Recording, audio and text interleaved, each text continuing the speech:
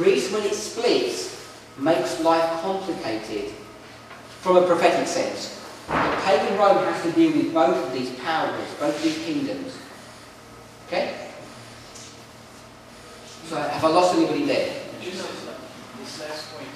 So the purpose of all the details, you mean details of the transition between Greece and Rome? All the details in chapter 11, it goes into a lot of depth. Some of the reasons, a lot of the reason of the information that's given is because of this complexity that occurs because of the split. One of the reasons, the origin of this. Yes. The other thing that I mentioned yesterday evening is that we get so used to looking at these prophecies and these events, and I think I've been guilty of this, that we're so used to looking at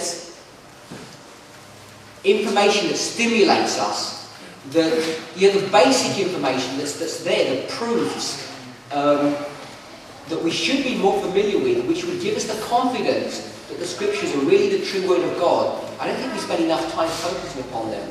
How many of us here have actually really looked at the throw-by-throw battle that goes on in verses 3, 4, right up to verse 15, where we see all the intricacies of what those verses mean and checked out the history to actually see that they were true? Has anybody ever done that here? Yeah? One or two people have. But for the vast majority of us, we just say, from my experience, we ignore all of those verses. We say, oh, we know it's all true. Let's get on to Daniel 11:45 or some other issue, some other subject, without actually verifying that all the other information is true. What if you found that, for instance, verse 12 in Daniel 11 wasn't fulfilled, it never occurred? It's not there, it's a lie. How would that make you think or make you feel about any kind of understanding of verses 40 to 45, which are future? The whole point of prophecy is that when you have things that have been prophesied and have come true, you're able to stand upon those truths so that when you see things which are about to occur, you can be certain that those things are going to occur in the way that they are. And I think because we don't spend the time checking that all this information is correct, I think we lose out on a blessing. And it really is a spiritual blessing that we're losing out on. I would really recommend, and we're just going to really skim through this information. And I haven't done any resources study on it, but as an example, when we get to say, when we do verse 2, for instance, we do verse 2, and it's going to take us about 3 or 4 minutes just to go through verse 2. I probably spent 30 hours or something researching the information just for verse 2, just to make sure that all that history is correct, and it ties in and it works from all the secular history, and it's in accordance with what the Word is teaching. So, things just look really straightforward, but it takes an awful amount of time and effort to establish that what the Scriptures are teaching are really true. And we've become so lazy that we say, well, Uriah Smith did that for us. Or some other commentator, Adam Clark. There's hundreds of people who've done this work, and they've all come to virtually the same conclusion up to about verse 15. And so we say, well, they've all done the work for us, we don't need to check it. But you'll find that there's differences of views, there's small mistakes, but it's just like the parable of the 10 virgins. You can't take the oil from someone else, and you're missing out on an experience by not studying these things out for yourself. You are really required to go, and you have all the tools now available online or in libraries, to go back and just check that the history that's given in these verses is correct. And it takes a lot of time and effort, and most people say they can't be bothered to do that. And by not bothering to do that, I think you leave yourself exposed that when you come to these later verses, which are talking about things that are going on now and in the future, you end up taking the position that you have to take someone's word for what's happening. You have to essentially believe me that what I'm saying is correct, and my understanding of those verses, because you have no real confidence in the Word of God, because you haven't placed any weight upon that. Again, you've trusted Uriah Smith's or Adam Clark's or another commentator's work to say verse 6 means this and verse 12 means that. And if you haven't checked it yourself, you're going to be in trouble. Let me put it that way. Ellen White says only those who have diligently studied the Word of God will be able to stand. And if you're relying upon the work of other people, even great men like those, and there are many, many others, both in the church and outside of the church, you're going to be in trouble. And what you'll find is when you do that research, you'll actually see that the vast majority of these commentators are just copying the work of other men. It's very little of the work is original. Very little of Uriah Smith's work is original work. He's collating information and events that are going on in his day and putting that information into his commentary on this chapter specifically. And I'm not saying it's incorrect to do that, but if we just rely upon that without verifying those things ourselves, we're missing out on a great spiritual experience which we're required, I believe we're required, each of us individually, to do. And we can make hundreds of excuses that we're a woman, that we're uneducated, we don't have time, we've got children, we've got work, we've got hundreds of one things, we've got other things to study, we should be studying the gospel. There's so many reasons not to do it, but if you don't, you're going to be ending up exposing yourself to this one problem that you're going to go on audio verse, so you're going to come to meetings like this, and you will hear people presenting information, and at the end of the day, you won't know for yourself what is the truth and what isn't. What's going to be based upon? How clever they were, their education, what? That's the problem that you're faced with. So even when Sister White says that Uriah Smith's book, Daniel Revelation, is God's helping hand, we shouldn't use that. We shouldn't use that to incorporate Bible study. Sorry, if you ask a question, use the mic.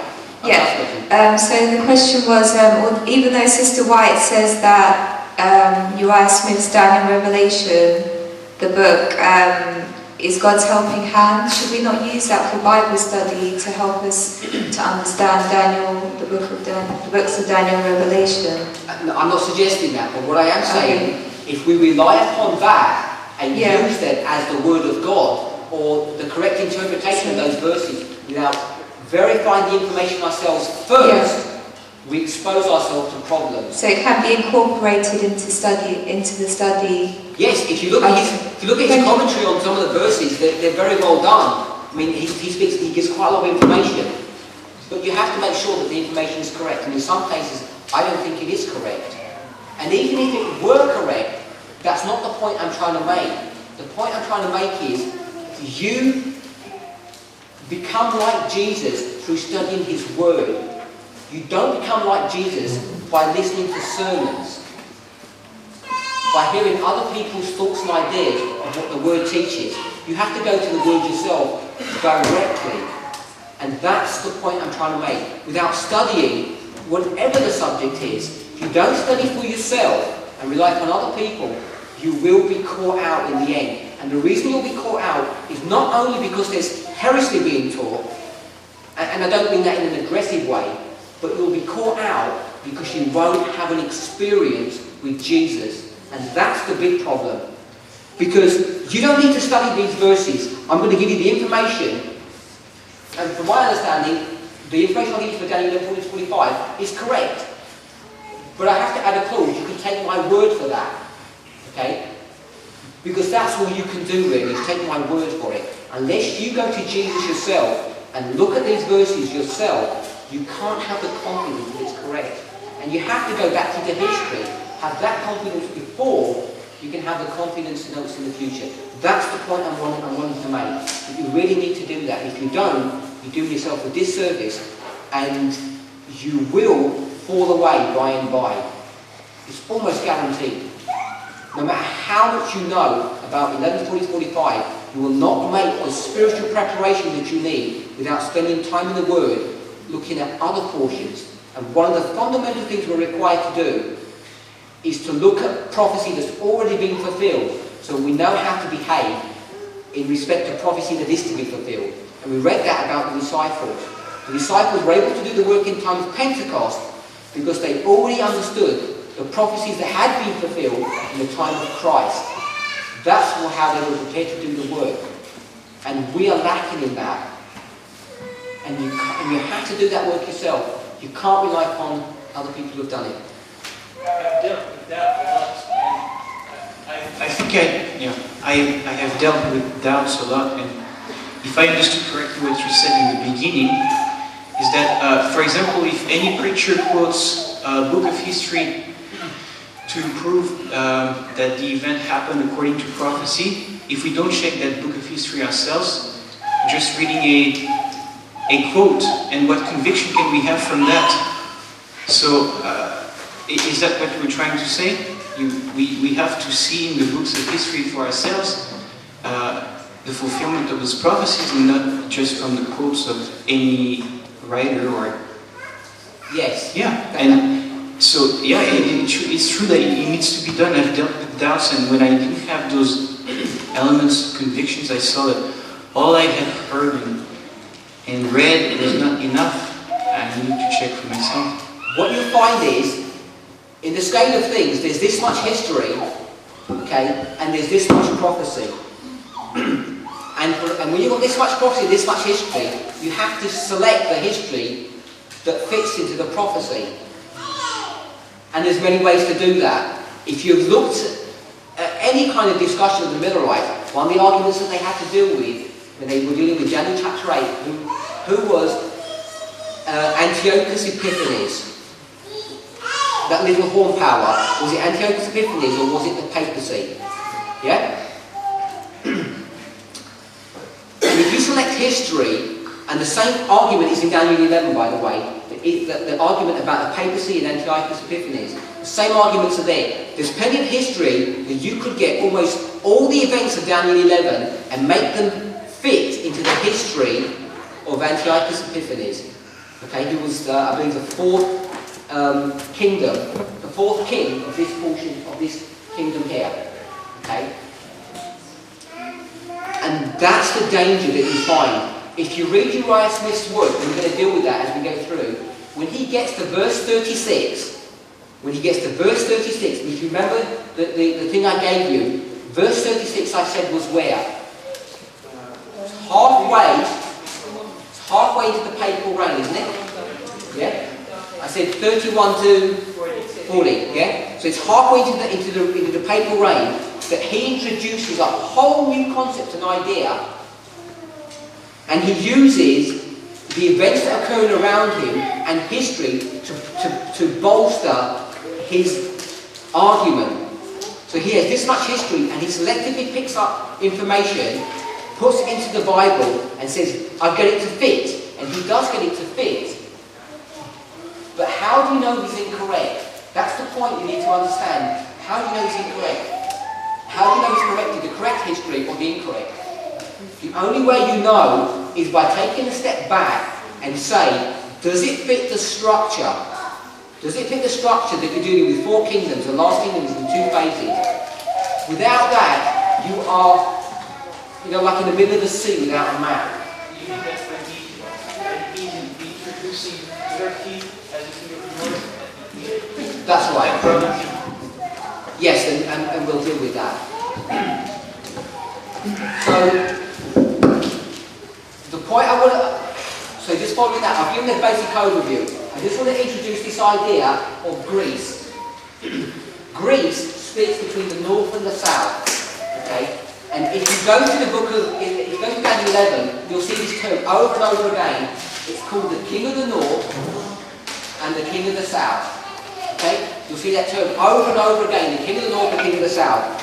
And the King of the North and the King of the South, in the first half of Daniel 11, is talking about Greece after it had split. Okay? It's slightly more complex than that, but this is a very condensed, accurate concept and understanding of how Greece split. It goes into 2 kingdoms, the King of the North and the King of the South. Let me give you the names of the kingdoms for this. Okay? This is Syria,